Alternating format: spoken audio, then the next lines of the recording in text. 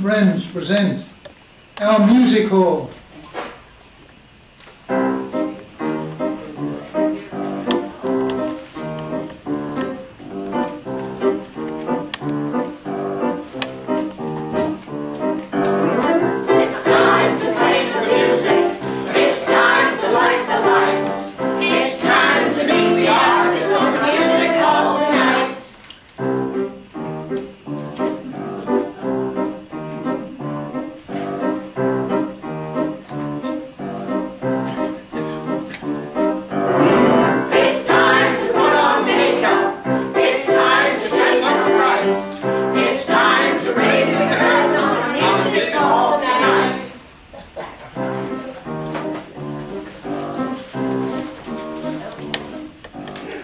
Sparkling singer, scintillating, sexy. Ladies and gentlemen, Jennifer.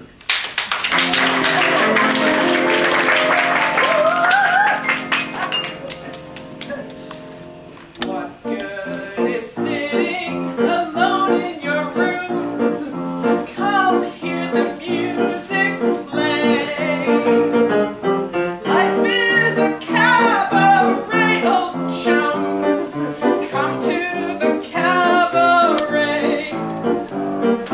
Put down your knitting, the book and the broom.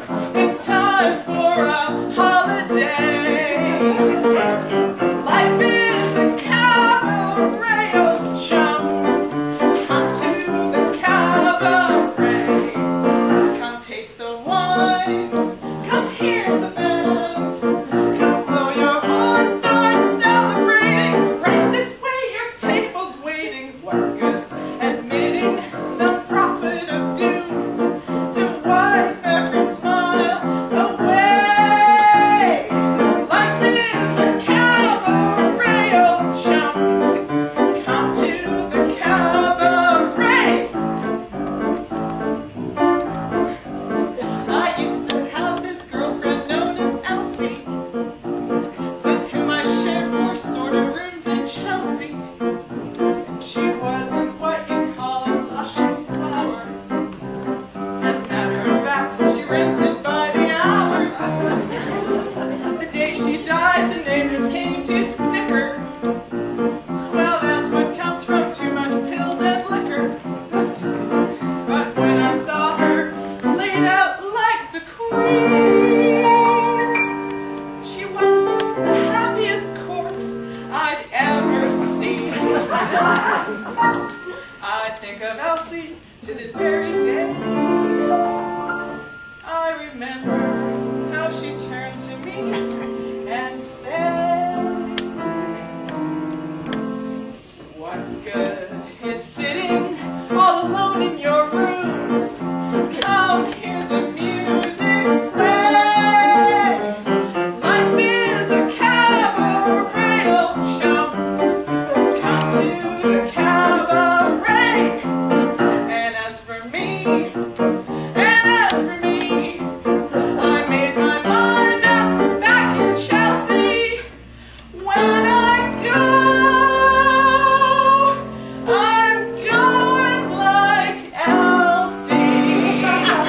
Start by admitting from cradle to tomb, it isn't that long a stay. Life is a cabaret, old chums. It's only a cabaret, old chums.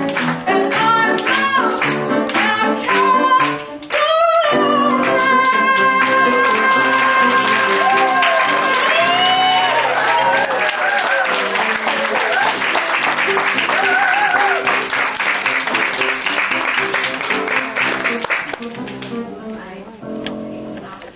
A melodramatic and memorable one alone. Ladies and gentlemen, Jack.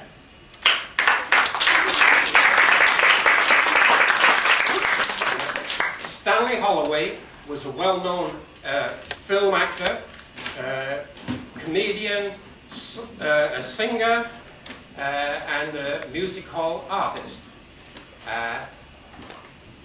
He was famous for his monologues. Two of the most memorable ones were Sam Small, and probably some remember Sam, Sam, pick up thy musket, and the other one was Albert and the Lion. He was born in London, but he found that using a northern accent worked better for him. So in his monologues he used a northern accent. He died in 1982 at the age of 92. Here is Albert and the Lion. There's a famous place called Blackpool that's noted for fresh air and fun. Mr. and Mrs. Ramsbottom went there with young Albert, their son. A grand little lad was young Albert, all dressed in his best, quite a swell, with a stick with an horse's head handle, the finest that Woolworths could sell. They didn't think much to the ocean, the waves, they were fiddling and small. There were no wrecks and nobody drowned. In fact, nothing to laugh at all. So seeking for further amusement, they paid and went to the zoo, where they'd lions and tigers and camels, and old ale and sandwiches too. There were one great big lion called Wallace. His nose were all covered with scars. He lay in a somnolent posture with the side of his face on the bars. Now Albert heard about lions, how they were ferocious and wild. And to see Wallace lying there so peaceful, well, it didn't seem right to the child. So, right away, the brave little fella, not showing a morsel of fear, took his stick with his horse's head handle and pushed it in Wallace's ear. You could see the lion didn't like it, because kind of given a kind of a roll, he pulled Albert inside the cage with him and swallowed the little lad whole. Now, father, who had seen the occurrence and didn't know what to do next, said, "Mother, your lion's at Albert." And mother said, "Eee, I am vexed." Then Mr. and Mrs. Ramsbottom, quite rightly when all's said and done, complained to the animal keeper that the lion had eaten their son. The keeper was quite nice about it. He said, "What a nasty mishap. Are you sure it's your boy he'd eaten?" "Pa says, am I sure? There's his cap." The manager had to be sent for, and he came and he said, "What's to do?" Pa said, "Your lion's head Albert, and him in his Sunday clothes too." Then mother said, "Right's right, young fella. I think it's a shame and a sin for a lion to go and eat Albert and after we paid to come in." The manager wanted no trouble, and he stuck out his purse right away. He's saying, "How much to settle the matter?" Pa said, "What do you usually pay?" But mother had turned a bit awkward when she thought where her Albert had gone. So she said, "No, someone's got to be summoned." So that was decided upon. So off they went to the police station in front of the magistrate chap and told him what had happened to Albert and proved it by showing his cap. The magistrate gave his opinion that no one was really to blame and that he hoped the Ramsbottoms would have further sons to their name. At that mother got proper blazing. "And thank you, sir, kindly," she said. "What? Waste all our lives raising children to feed ruddy lions? Not me." Now you heard about young Albert Ramsbottom at the zoo at Blackpool one year, with a stick with an horse's head handle, gave a lion a poke in the ear. The name of the lion was Wallace. The poke in the ear made him wild, and before you could say it, "Bob's your uncle," he'd up and he'd swallowed the child. He was sorry the moment he'd done it. With children, he'd always been chums, and besides, he'd no teeth in his muzzle and he couldn't chew Albert on gums. He could feel the lad moving inside him as he lay on his bed of dried ferns, and it might have been little lad's birthday. He wished him such happy returns. But Albert kept kicking and fighting, and Wallace got fed up feeling bad. Decided it was time to start to start a comeback for the lad. Then putting Ed down in one corner, on front paws he started to walk, and he coughed and he sneezed and he gargled, till Albert shut out like a cork. Now Wallace got feeling better directly, and his figure once more became lean. The only difference with Albert was his hands and his face were quite clean.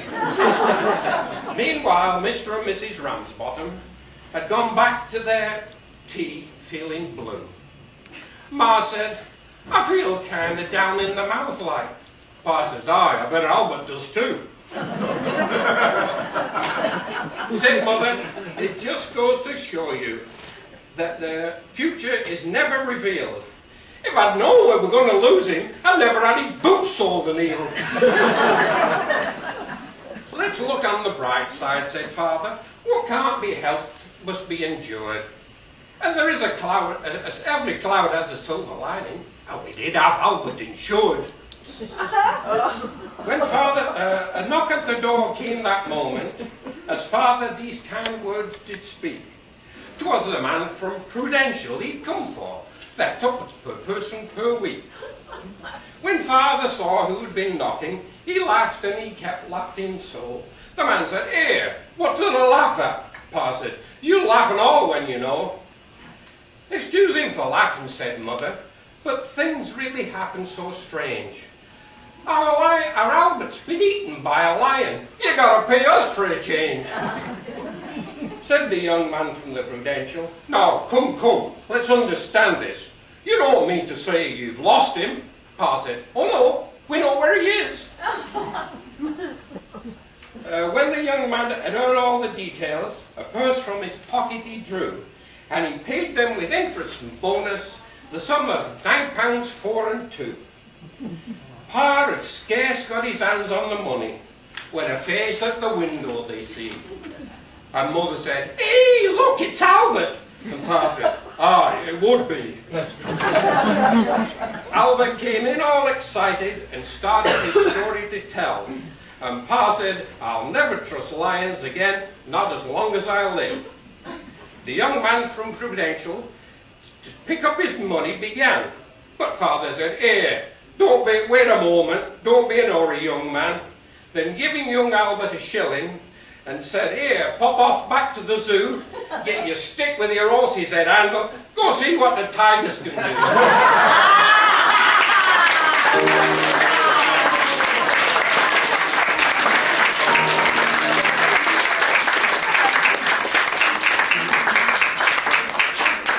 Followed by a daring, dramatic dance, ending in a denouement. Ladies and gentlemen, Jackie and Christina. I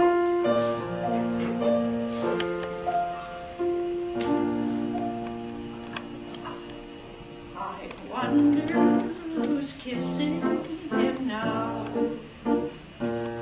I wonder who's teaching him how.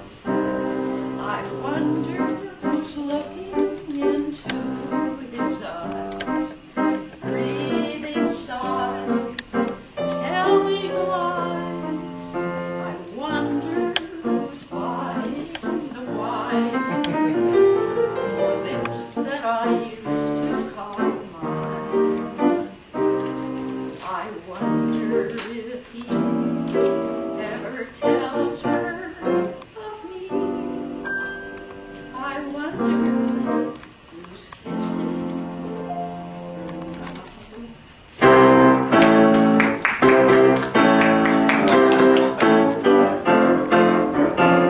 left a good job in the city, working for the men every night and day, and I never lost 1 minute of sleeping, worried about the way things might have been.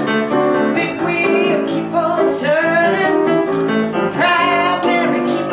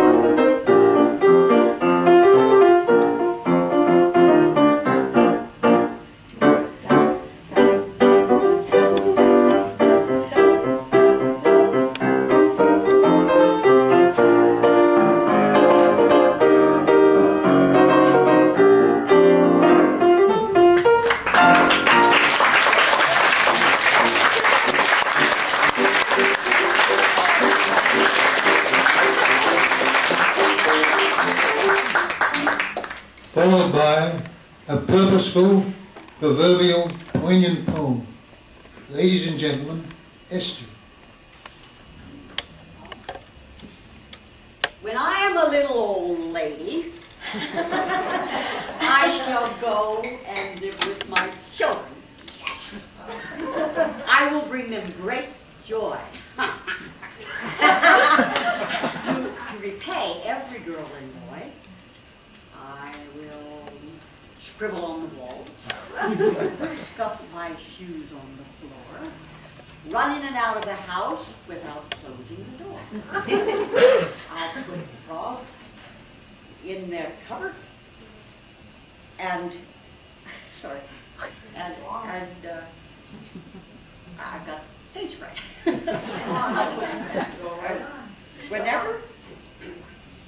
Whenever they scold me, I'll put frogs in the cupboard, put socks under my bed, and whenever they scold me, I will just pat my head.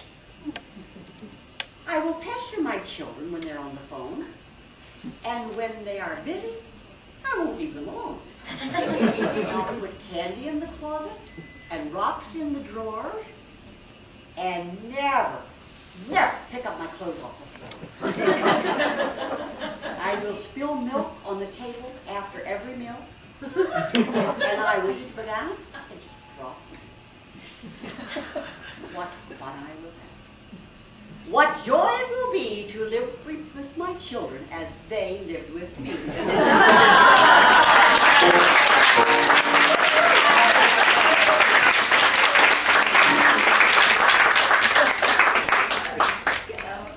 A delightful duet, Melodian Dreams. Ladies and gentlemen, Jennifer and Lorraine.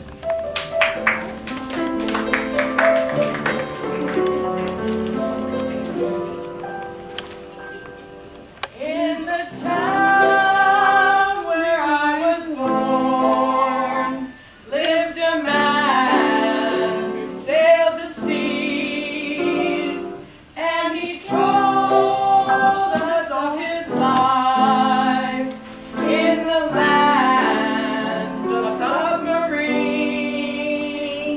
So we sailed into the sun till we found the sea of green, and we lived beneath the waves in our yellow submarine.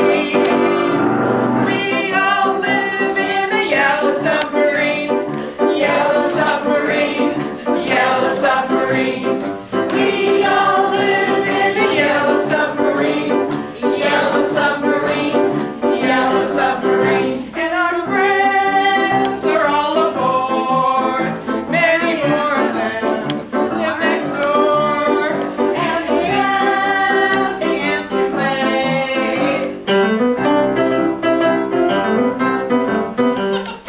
We all live in a yellow submarine, yellow submarine, yellow submarine. We all live in a yellow submarine, yellow submarine, yellow submarine. As we live this life of ease, every one of us with all we need, sky above and sea green, in our yellow submarine. Everybody, we all live in a yellow submarine, yellow submarine, yellow submarine. We all live in a yellow submarine, yellow submarine, yellow submarine. We all live in a yellow submarine, yellow submarine, yellow submarine. We all live in a yellow submarine, yellow submarine, yellow submarine.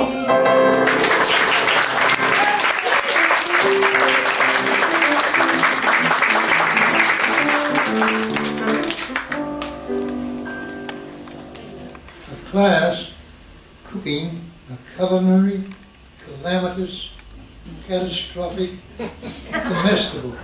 Ladies and gentlemen, Joy. Thank you so much for allowing me to come here.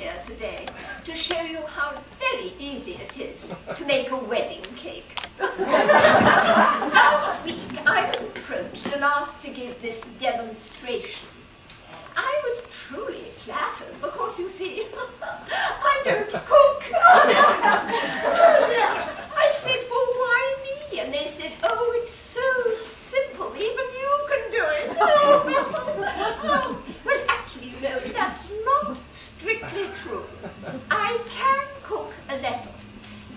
I can boil water. I mean, I can do that quite successfully, actually. And I boiled an egg once. Oh, dear. Oh, it was quite inedible. You know, I thought of taking it down to the Canucks and saying, here, use it as a puck. Oh. Now, I've got this table of all the, I think you call it ingredients. And they gave me a sort of a machine, which they call a mixer. You don't have to use your hands at all. Everything goes in the bowl and it mixes. Oh, isn't this wonderful? Now, I've got all the things down here, but I'd better make sure I've got them on the list. Cup of water, a teaspoonful of baking soda, sugar, salt, butter, cup of brown sugar, lemon juice, 4 large eggs, nuts, and 2 cups of dried fruit, and 4 bottles of vodka. A very dear friend of mine once said, and she was a marvelous cook, wonderful cook, and she said, now, when you do try to cook, Joy, just remember, you must have tasted everything that you're cooking. So I said, okay, well, I know all of these things here, but vodka, that comes in different qualities, you know. And as we're making a wedding cake, of course, it's got to be of the highest quality. So I shall just see what this quality is like. Oh, dear. Oh, this is all rather fun, isn't it? Just. Yes, it's not bad. Could be better. Well, I'm not quite sure about it. Let's have another little taste. It's all rather exciting. I do hope you're enjoying yourselves as much as I am.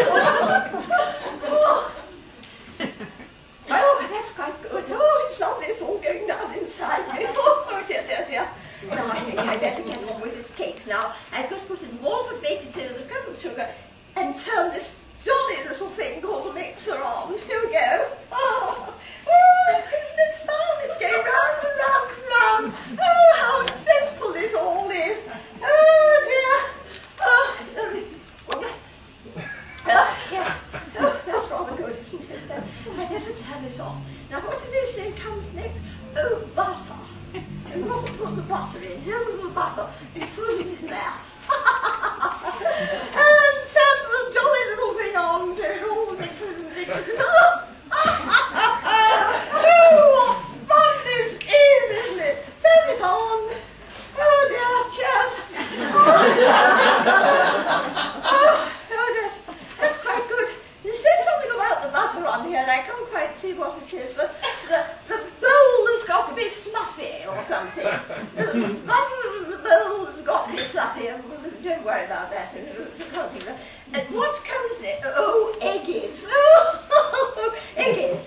4 large eggs. 1, 2, 3, and 4, and turn it on. Oh, this is lovely. Oh, you don't know what I've done. Oh, you silly, silly girl. I put the eggies in and I haven't taken the shells off. Oh, well, it doesn't really matter, does it? Because it's a wedding cake. And all the goodnesses are going into the cake and it's all mixing round and round. Oh, yes, it's quite exhausting, this, isn't it? I think I'd better have another. Yes, that makes me feel a little bit better. Now, what's the... Oh, nuts. Nuts, yes. Throw the nuts in. I've thrown them all over the floor. I don't think I'd better get them. I don't think, excuse me, I won't pick the nuts up. Turn the thing on. Oh, it's quite exhausting, this, isn't it? Now, what's with the last thing? This oh, I do a job, I say. Oh, dear. Oh, dear.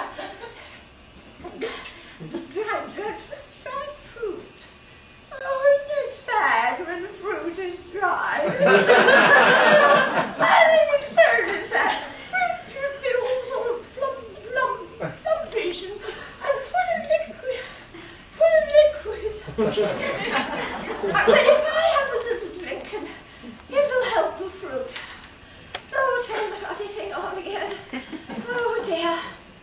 Well, now what got to put it in something.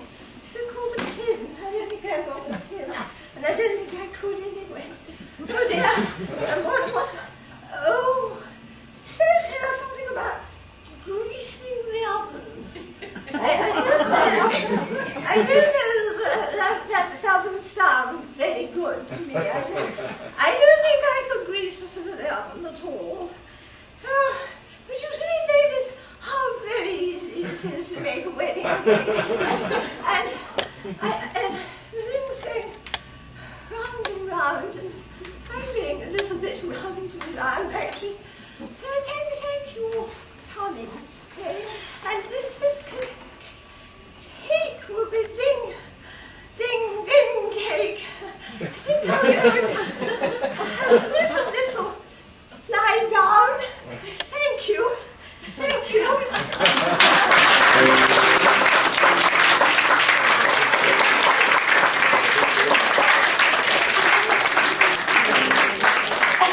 Ladies and gentlemen, we are pleased to introduce a guest performer, Edith, who incidentally is our pianist Mike's wife.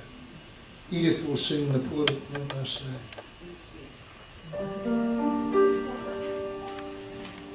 I'd like to sing a sad song for you about a young woman who went to a dance hall in the Port of Marseille. It's called the Terraces Jan. Anyway, it's a story of her and a handsome young man who asked her to dance, who danced with her, loved her, and abandoned her. Michael has done an English rendition of this song. I hope you enjoy it.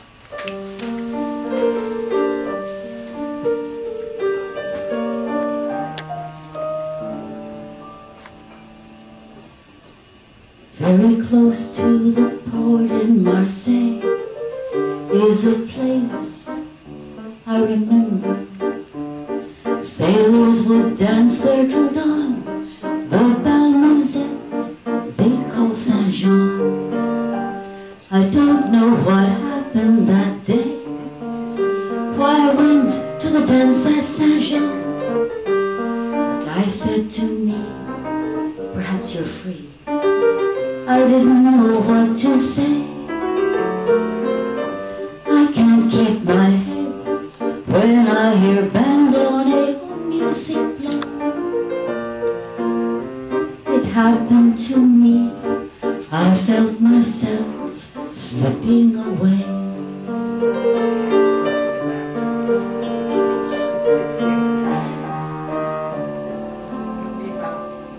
He came back and asked me once again, and this time he was smiling. I was hoping that he would just go. I didn't say yes, I couldn't say no. Then I was wrapped in his arms while the music played on and on. My temperature rose as he held me close. Why did I come to Saint-Jean? I can't keep my head when I hear bandone or music play. How was I to know? I was so young, he had his way.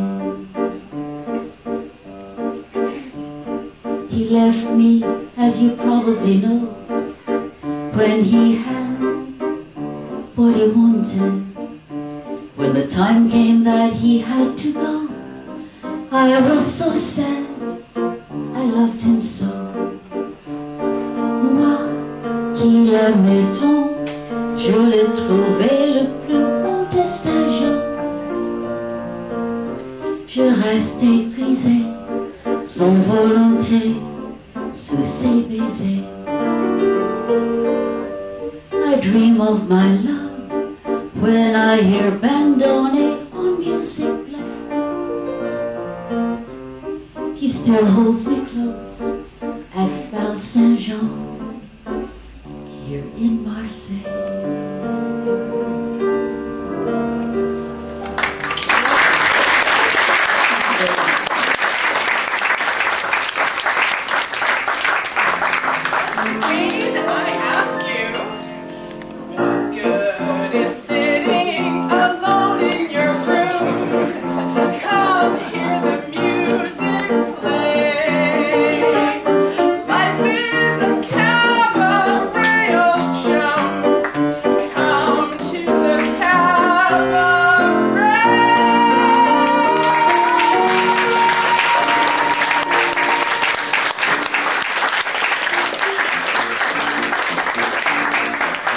Ladies and gentlemen, we have come to the end of our music forum.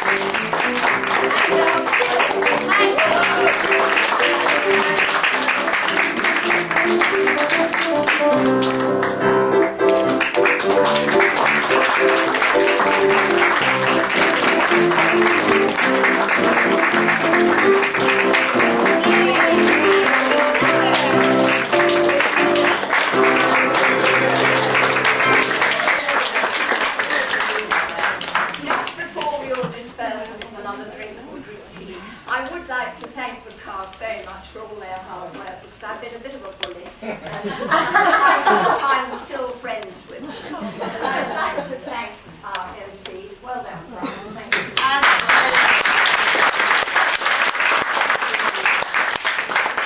And on everybody's behalf, please Edith accept this from me and from all of us. Thank you, my dear. That was so kind of you.